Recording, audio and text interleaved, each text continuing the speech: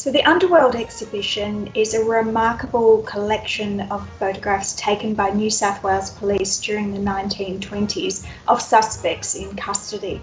And these mugshots are unlike any that you'll ever see anywhere else in the world. They're remarkably candid. They don't just capture how a person looked, but a little bit of their personality as well. And through this collection of images, we really get to see the dark side of the Roaring Twenties. Back in the 20s, if you went to prison, you would have your image taken where you'd look straight at the camera and then there'd be a profile image. You weren't allowed to smile, you weren't allowed to engage in any way with the photographer. The images that New South Wales Police and Sydney Police in particular were taking during the 1920s weren't anything like that. They really are infused with the sitter's character.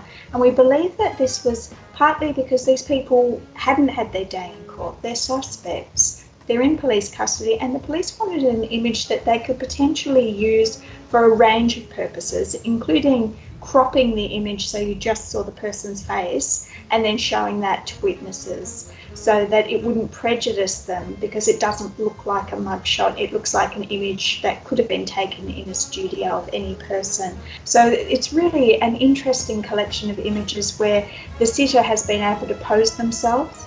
The photographer's using natural light, so the sunlight that comes into the cell complex at Central Police Station in Sydney.